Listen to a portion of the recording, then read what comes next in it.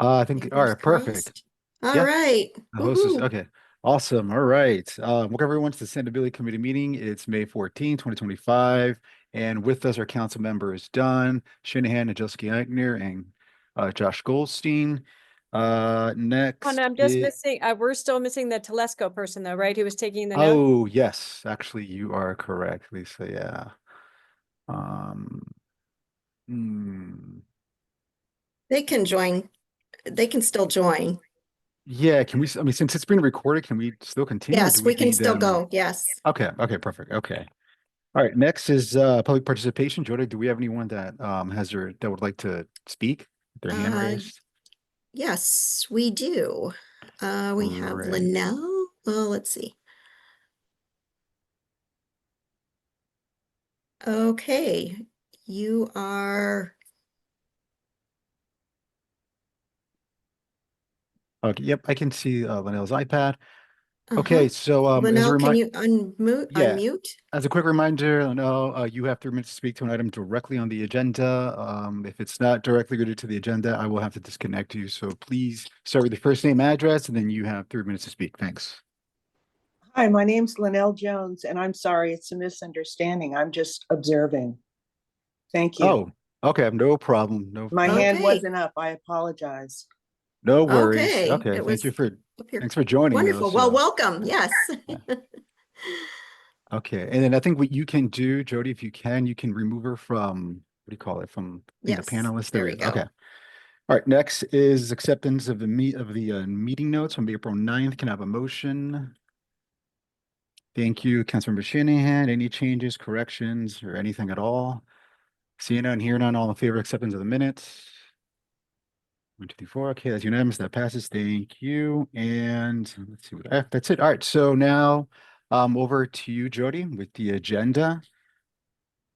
You can take it from here. Uh, yes. Okay. Um, sorry. My windows are all reopening. Okay, so first off, we have our Earth Day recap. So, I had a table there. It was a well-attended event, especially given the questionable conditions. So it was a little rainy, but it all turned out great. There was a steady stream of people coming in. The it worked out really well. So I had a table, and what I did at my table was I took suggestions from the community as to things they think would be beneficial to help Norwalk be greener, more sustainable. The top things that came from that were a lot of biking. So definitely people want more biking, bike paths, especially to the beach, cutting down pesticide use, and a lot of planting trees and more natives. Those were the primary categories that came up. I'm also starting a newsletter, and I had 45 people sign up for that. And I also had to sign up for people who would be interested in participating in a community task force for sustainability. And I had about 15 people sign up for that. So it was great. Well attended and interested people. So I don't know, Johan, do you have anything you want to add from your experience and No, I'm glad to hear that 15 people just that were, really wanted to kind of sign up to join the task force. And the stuff, some of the stuff that, they mentioned with respect to bike paths, trees, I mean, that's stuff that, I mean, everyone on the counts was really passionate about. So it's nice to kind of see that alignment. It's nice to have you there, especially on Earth Day as the first time. And also, and despite the rain, so it would be kind of ironic to not want to attend, because rain is such a, that's a vital resource. Unless there was like storms and stuff, that's a different story. But that's it. It was well attended. Thank you so much for your work and for setting up the newsletter. So we're looking forward to more of it as we move along. So thanks, Jody. Unless does anyone on the committee has anything they would like to say? Going once, going Just twice. comment, it was Oh, a great okay. event. Really appreciate the organizers' work. I know Johan, you put in a lot of time. I know yes? Jody did. I'm really grateful. No problem. Yeah, no, a Thank We lot of should you. that give a was shout out to Tracy Tracy Craighead. Craighead Yes. and Yes. Couldn't agree sorry. more. Shout out to the non-council folks who were leading a Yeah, great deal of the charge absolutely, on that. absolutely. Yep. Yeah, absolutely. Okay. That's a great event that's built a genuine following in the last few years. And even on a rainy day, a lot of people showed up. So kudos to everyone. Yeah, and from the council and Winterset, she was actually my trash and show partner. And Ooh. that was always that was fun. That was fun. I got to, yeah, I randomly came up with something at the last minute, but using like little chips and all sorts of weird stuff. But it was fun. It was definitely fun. And the kids were adorable. I mean, it was just like nothing but environmental bundles of cuteness. It was just yeah, it was really nice. It was really cool. So The Silvermine Elementary signs were also awesome. I was so yeah, impressed for with the kids' sure. creativity and execution on that. There were some great signs. Absolutely. Yeah, absolutely. All right, Jody, we can move on to the next the next order of Okay. business. Item B is our Green Team Kickoff Review. So I have initiated an internal staff green team in order to help with collaboration and coordination and hopefully improving efficiencies, reducing redundancies, and figuring out, more ways to get collective input into ways to improve sustainability from the city's operations side. So I started that off. We did an introduction, discussing the purpose for that. And the first meeting was really focused on ways of identifying collaboration methods and, things that we can do to increase collaboration between the departments. It was received very well, I thought. I got a lot of positive feedback afterwards. So we did a couple of brainstorming sessions during the meeting, and the primary things that came out of that were staff would like help with prioritizing projects. So coming up with the vision and figuring out exactly, what is sustainable, essentially defining what is sustainable, which is what I'm doing. So we're getting there. So that is great. And also increasing interdepartmental knowledge. So there was definitely an interest in, departments understanding more clearly what the other departments do and what falls under their jurisdictions. But yeah, essentially it went over really well. Everybody is very excited about collaborating and improving sustainability and getting on board with it. And so for the next meeting next week, it's going to be focusing on collaboration tools and hopefully addressing some of the issues that were brought up during that first meeting. So hopefully we can keep the momentum going and keep making things more efficient. So.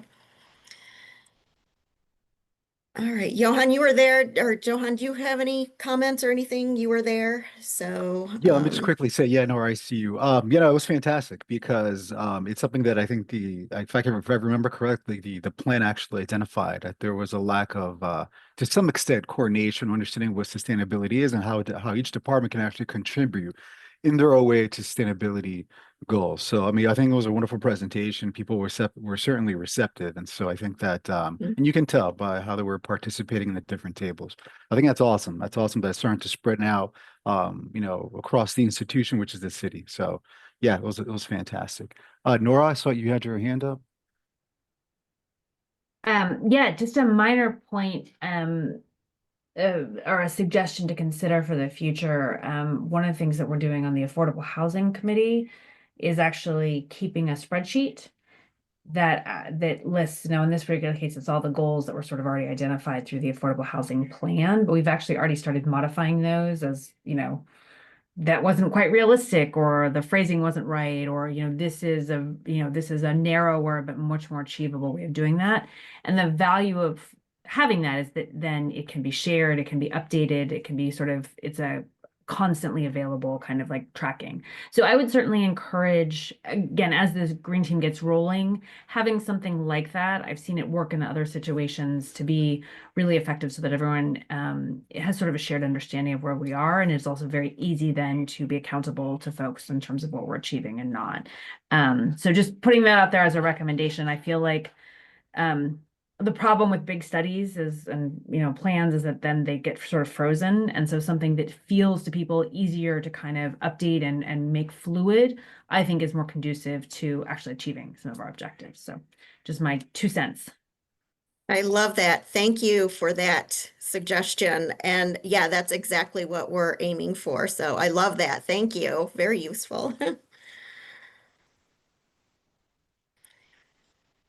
Okie dokie. All right, just so you all know, there will be there is a new sustainability webpage on the city's website. So if you go to the main page, there was a green button that went to planning for when they're redoing the zoning. But that's been changed to Greenest City. And so now that goes to the sustainability page that's currently in the works. So there's a sign up there, and it's been announced for the newsletter sign up. So, and I've been getting emails coming in that people are signing up for that newsletter. So they're getting there. They're getting there. So, which is great. So let's see. Yeah. Ask a question? So is your work being incorporated into planning and zoning, or is that just part of the Conservation Commission? How is that interacting or not? It's not. Oh, it's not. It's been completely replaced. What do you mean? So the button that was on the front page, it went to No, I mean the. in practice, not about the Oh, web- no, so it's being set up as an independent department. So it is the Office of Sustainability and Resilience. So underneath the mayor's office. So it's not part of the process of applying for zoning permits or anything. No, no, not at all. So yeah, it's going to include all the work that, I'm doing and putting together. Essentially everything that I'm doing is going to be put there. So we're working on building that right now.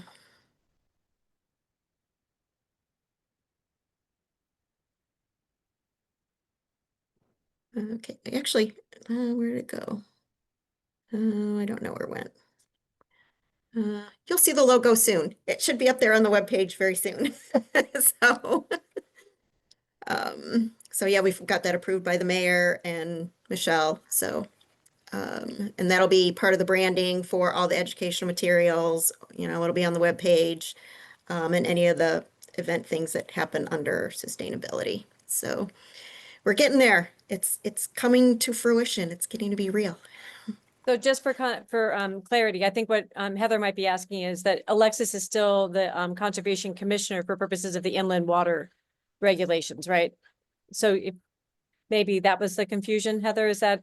No, I mean, like, as far as, I understand it's like educating people about, stuff like that, but where's the practical application of this? Is there any legislative or, I know we have something going on here in Silvermine where there's issues with, a zoning application. I'm wondering if that has any overlay with this, and it sounds like it doesn't really.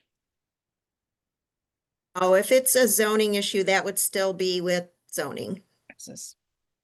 Yes, yes. We have the river here, the Silvermine River, so Yeah. people are doing things that Oh, health and safety of the river, it's important to us. so yeah, as far as, oh, that's a good point. Yeah, figuring out where that would still gonna go to Alexa. Yeah, that'll still go to Alexis for enforcement. Yep. Jody, real quick, in your work, I presume at some point will you be having some overlap with or some touch points with planning and zoning? As I know they have their own sort of internal control mechanism when evaluating applications, stuff like that. I'm assuming, will you have some interactions with them at some point in time? Peripherally, so that's one of the things that I'm having the green team work on is develop a decision matrix and prioritization tool so that as projects come in, they're evaluated based on obviously cost, feasibility, but then also if we have, you know, external projects being presented, so developer projects, those can be scored as well. And it includes all the things that are typically externalized when a decision is being made about a project. So a project comes in, you know, it's like we want to assess, you know, the economic impact of it. But then we also want to be able to make sure that we're considering, you know, the health impacts, the environmental impacts, you know, all of these other cofactors, co-benefits that a project has. So, you know, and one of the tools that we're looking at right now is actually so amazing. There's actually a couple that I'm looking at.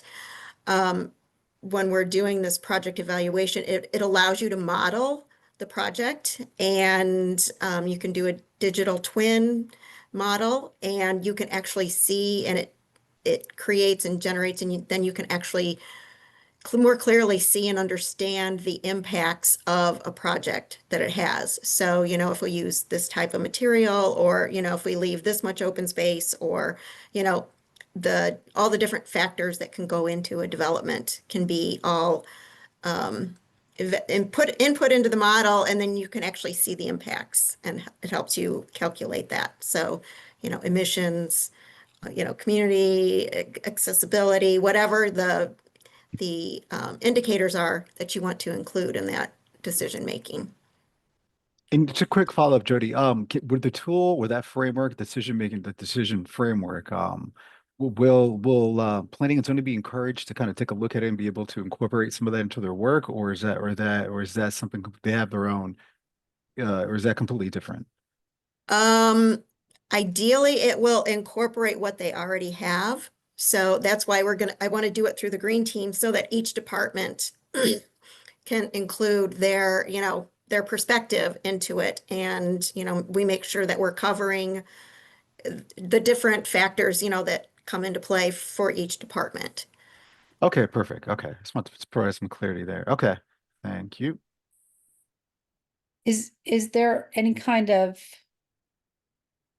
certification or something down the road that could you know, kind of like a lead silver, lead gold, or something that could be overlaid to support them? I don't know, you know, do you know what I'm trying to say?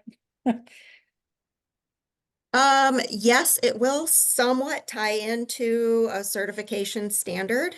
But essentially what we're doing is we're creating our own city standard. Based on, so as we go through we'll have all the different indicators. And what we'll do is we'll go through it and we'll create a rating system for those indicators.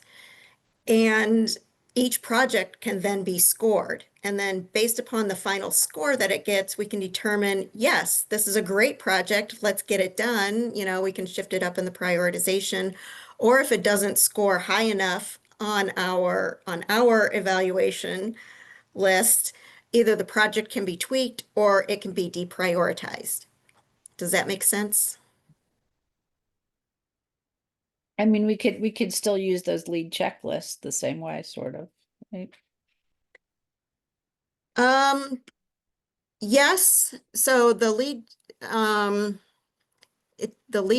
checklist don't necessarily include all the factors that we may want to include. So the database that I'm building is that's based upon like the criteria for Sustainable Connecticut, Soul Smart, Charging Smart, you know, Tree City USA. I'm compiling a database that actually includes, you know, things like LEED, you know, Passive House, so that, excuse me, we can understand, you know, the components that a project would have, or is missing, you know, so that we can help direct and encourage, you know, implementing other pieces to projects as, you know, developments are proposed.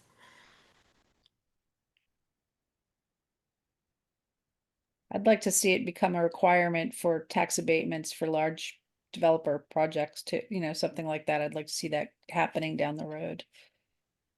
You know, Yes, that could be very useful for that. Yeah. Mhm. Oh, Nora, I see you have your hand up. Go ahead, Nora.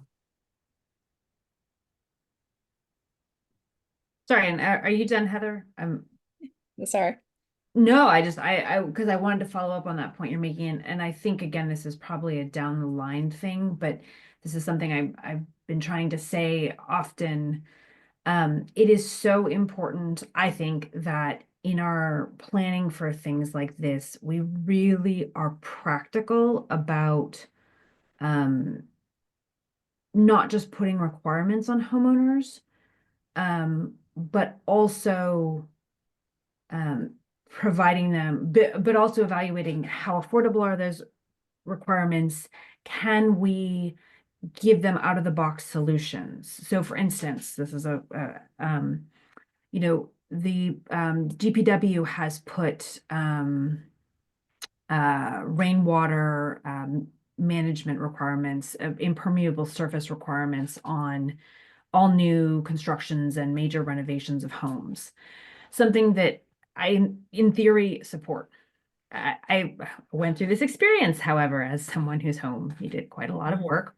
And what I discovered was that there are not enough hydrologists in Fairfield County to do the kinds of studies that DPW wanted done. The cost of those studies was in the thousands of dollars. And more than likely, the solutions that they were going to provide would end up being not actually that unique to my situation, right? That it would, there is a sort of a very limited set of options that are for homeowners who are trying to handle rainwater running off the roof of their new garage. You do rain barrels, you do catchment basins. There's not really that much there. And certainly to have to pay $6,000 and wait 3 to 6 months for someone to be available to do that, all of that seemed vastly disproportionate to the impact and value for the homeowner, right? So I think this is a just conceptually something I really want to put out there that we be thinking about early and often. If we want people to adopt things, we need to facilitate it and make it easy for them, particularly because this is all overlaid on a city that is deeply worried about maintaining our affordable housing. And so in particular, we want these kinds of environmental benefits to benefit our low-income residents. We want people to be able to remain in their homes. We want them to be able to remain in their homes in a neighborhood that is, not flooding. So we then therefore want people to be doing this and making these renovations, and we want them to comply. All of that really necessitates that our regulations be reasonable, that we make it as easy as possible, that again, we give people out of the box solutions that don't require hiring some additional expert who doesn't, exist. And this is to say, so I ended up being lucky. It turned out that because there had been this massive and totally unnecessary driveway on the property, I was able to rip that up, and the square footage was just sufficient that I sort of eked out of that requirement because I was able to remove a whole bunch of unnecessary impervious surface. But had that not happened, I could have potentially had a multi-month delay on a project to end up getting an answer that didn't actually move the needle any more than, quite frankly, what I ended up doing anyway, because I'm now have become aware of this issue and I installed a whole bunch of rain barrels, right? So these are the kinds of things that I just really want to make sure that as you're working with the departments, the question is not sort of just what is the ideal, but what is actually practical and implementable, and what are people, because to put a regulation in place that someone's not going to comply with, or put a regulation in place that's going to drive up costs, totally unnecessarily. And I'm not picking on, I can also give you lots of examples I experienced from other departments as well. So I don't want to be picking on DPW, but I think, I'll put, since we're talking about this, I'll put out another thing that I've been thinking a lot about lately because it's come up in my neighborhood a couple of times. I was very opposed to the changes we made to the demolition ordinance a year or two ago, because it extended the period of time necessary for posting and waiting before you demolished a house. And it swept in. Our requirement is that anything that's older than 50 years has to be subject to this demolition requirement, even if there is no reason to believe that this house is of any historical value at all, right? At this point, 50 years from now is like the mid 70s. That is a load of crappy construction, poorly built, often with toxic materials, things that, quite frankly, we may want demolished and removed as soon as possible, right? And no one is making a huge push to save the, 70s crappy falling down bungalows, right? But we have imposed this massive cost on homeowners. They're now looking at a 4-month delay in their construction project to achieve literally nothing because there is no one coming forward to buy that house to save it from demolition, right?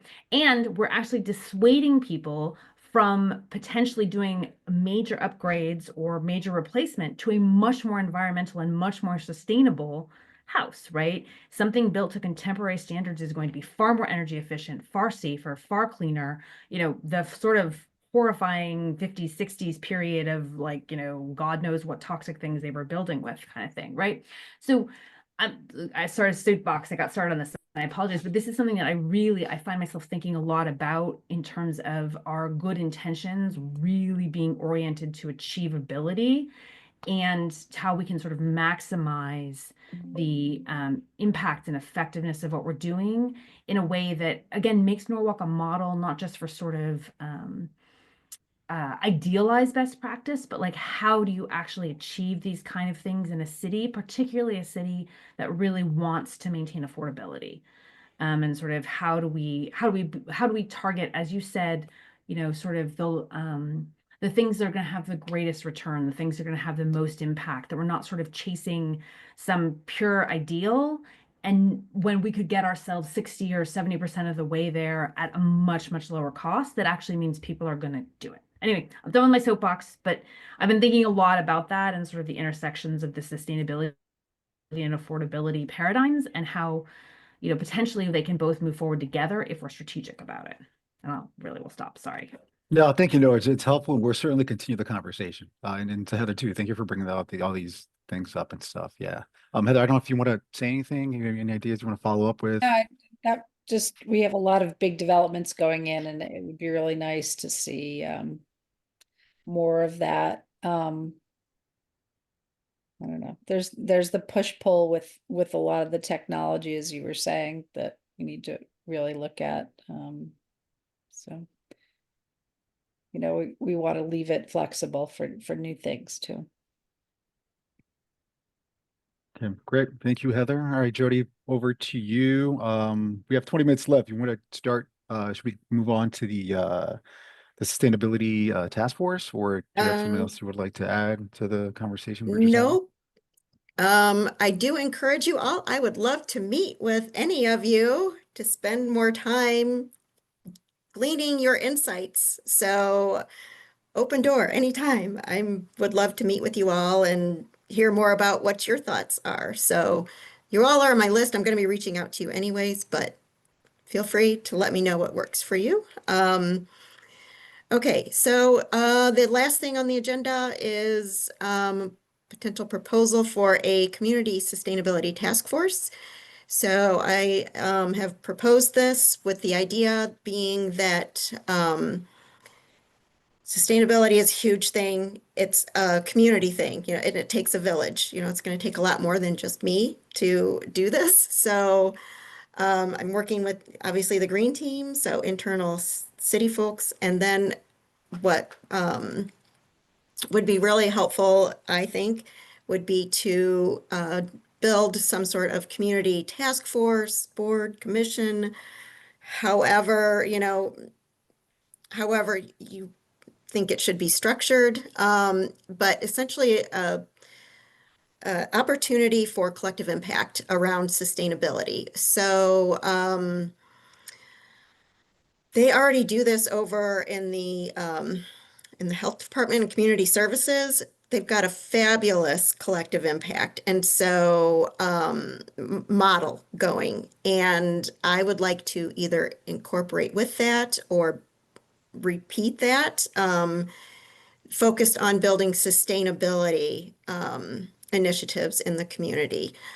You know, it's like just from the Earth Day, you know, there's definitely community members who want to get involved. And obviously, we all know that the more people that we have, you know, engaged, the better the results are going to be. So that's the idea, is to bring people together. So NGOs, schools, you know, I just met with the aquarium, all of our community, you know, primary stakeholders, you know, developers, um, so that we can come in and have these discussions to address exactly those points, like you were just saying, Councilwoman, that, you know, it's like we need to make sure that we keep things in balance. So it's would be a venue for doing that.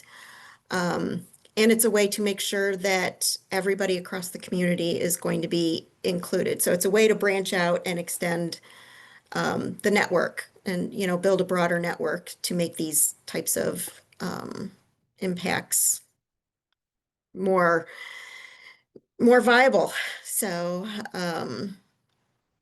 so yeah, there was an attachment to this agenda. I don't know if you all had a chance to see it or not. Um, but what I was proposing is a fairly, you know, substantial wide net for membership. Just making sure that, you know, we're engaging as many people as we possibly can. So interesting, I just met with Michelle DeLuca today, so emergency management. And, you know, she was talking about how, you know, they use the health department's network for distributing information about, you know, if there are emergencies in the community. This could be another great venue, another way of doing that and potentially expanding that reach. So, you know, it's like we want to include our businesses, you know, like I said, our schools, developers. I would be obviously the primary coordinator for the board, task force, whatever it would be. Um, so I don't know. Do you all have any questions or thoughts?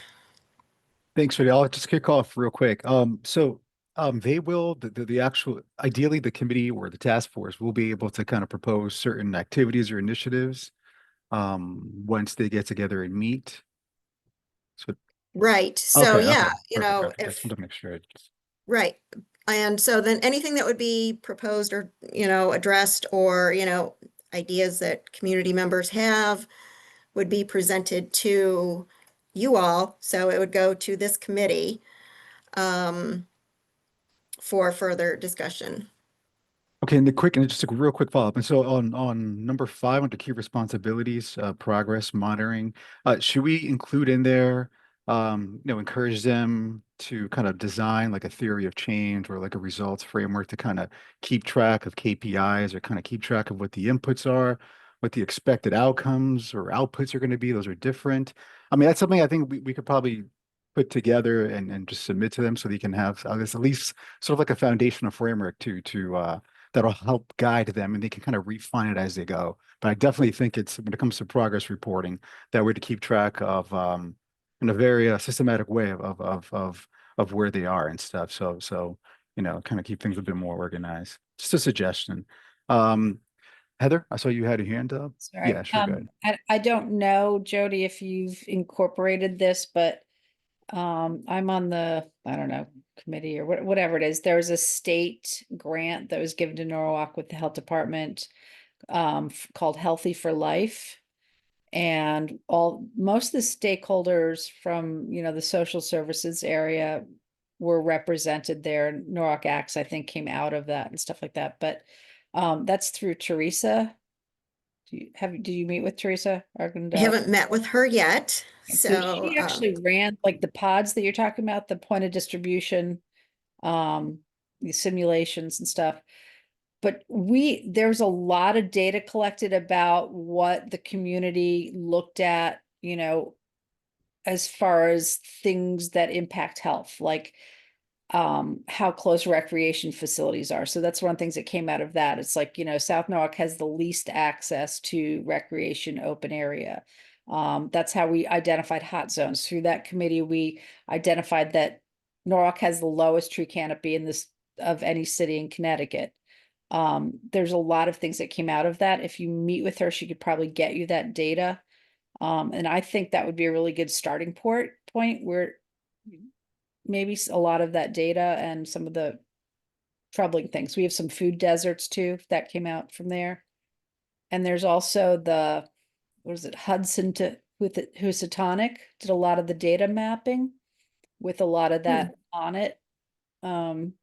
Which would be good data to incorporate with, moving forward if you have the task force started. Anyway, that's all. Excellent. Right. So on that note, so sustainability, there's 3 pillars to sustainability, right? So there's obviously the environmental component to it, but there's also the human component to it. And so everything that they're doing there, that's the human pillar of sustainability. So that's the human components of making a sustainable community, right? We want to make sure that our residents, have access to food and, health and, protection from heat and all of those things. But then there's also the economic pillar to it as well. So we want to make sure that we're, talking about all of these things, considering all of these things and figuring out how they can, best, how they can overlap. So obviously the tree canopy is a huge, environmental and, human health factor. So absolutely. Yeah, no, working with that coalition, is absolutely going to be critical. Thank you, Jody. Lisa, I see you have a hand up. Yeah, so just kind of to emphasize a little bit of what Heather said and go further from that, I have 2 things. But so I did the Hudson to the Housatonic conservation map for Norwalk. That's how I originally got it installed. So I'll share that with you. Weirdly, because it's the first urban mapping, it's kind of like the exact opposite of what you would expect for an ex-urban or suburban area. So definitely share that. And the Westcog did the original tree canopy study, which was also incorporated in that map. And of course, our tree canopy study that we just did updated all of that information, which I'm sure you have access to all of that. But the conservation map for Norwalk is pretty interesting as far as that Oh, goes. So the I would second, love that. Lisa, sorry, is it better than it was? I haven't seen it since it's probably 4 or 5 years ago. You've yeah, for the updated. original, yeah, the original Westcog was probably dating back into the teens, I think. So no, our study has, I mean, the sad thing is that we lost more canopy. But subsequently, starting in like 2019 or 20, then we started adding trees again. So we're inching back up. Thank God for Sarah Cruz. That's all I can say. That And so doesn't mean our we've tree done- canopies increased just because you've added trees. I mean. No, yeah. it didn't. It actually declined for a while, but we stopped taking more trees than we added, I think 2 years ago. So it's stabilized, but it did go down. And we have that data, which is unfortunate, but we've got that data, and I'm sure Jody has her hands on it. And if she doesn't, I'll share what I have, and we can find other ways to. I think Sarah has all of that data. I know I shared it with her. But the question I have for you on this task force is, how large a group are you thinking about? What's manageable? I mean, I know that we could populate it with 50 people, but what are you looking for? Because I certainly can be helpful in organizing some of the 501c3s in this space, but is 20 people too many? Is 50 people too many? What are you thinking? No, so the coalition that we had where I just came from, there was over 50 people involved. And a lot of that too is, there's committee work, so it's like not everybody is going to be working on everything, together. So, and especially when you're working with volunteers, you need to have redundancy in the system. So, at least that's my experience in working with these types of efforts. So, it's like, it's not necessarily always going to be meetings of the whole, or, it'll be structured with a lot of committee work. So, as projects are identified, there'll be people who will be working on, different things. So, there'll be waste, energy, transportation, natural resources, all the all these different, sectors. Um, And are So- you looking for us to identify people in each of those categories? oh, that would be awesome. So can you share that Um, with us? Because I'm sure that we can all figure out, we probably all have some organizations or people that we would suggest for each category. That would be amazing. Yes. Yeah, And I Jody, will real quick, absolutely do that. it's to follow up on Lisa's comment. I mean, in terms of timeline and next steps, what do you have in mind? Should we start submitting, the committee start submitting, providing some names, or just in general, what do you have in mind in terms of moving forward? I was waiting to hear from you to see, what you thought. But yeah, if you all want to do this or are okay with this, then yes, absolutely, start sending names. And I will, work on creating more, formalized structure. So, or, guidelines or I don't know, they don't need articles of incorporation, bylaws type things. So, guidance for it. Yeah, so if you could Okay. just give us categories, we could probably figure out like transportation, industry, and that's Yes. That would Yeah, be and we can fantastic. refine it. Yeah, we can use that. If you submit something, we can kind of continue to refine it, provide suggestions and stuff like that. And real, Yes. real quick, Jody, question. So for the task force, for the chair, for the person that's gonna chair the task force, in your experience, are there any prerequisites that they should satisfy for something of this type? Or in your experience, what have you observed, or what have you seen that works the best? Um, again, too, when, you're working with a volunteer organization, it definitely helps to put out some parameters for the leadership, without a doubt. Yeah, and because guiding and leading, I've seen task force fail and I've seen task force succeed. And those that succeed definitely have leaders who have, an understanding of, the city and how the city works and, the full components of the city as, strong project management skills. And they're really they're more of a coordinator than, a technical expert. So it's somebody who's really, really great at managing people. So that's the ones that I've seen succeed. Yes, it's the leaders who, know how to manage a group and to get things done. So there could easily be some, I don't know, job description points created around that. So, Okay, perfect. Yeah, I just wanted to ask you that because I imagine there would be some parameters that would help ensure the success or actually increase the likelihood of having a yes. successful task force. So, okay. Sure. Okay, it's 5:56.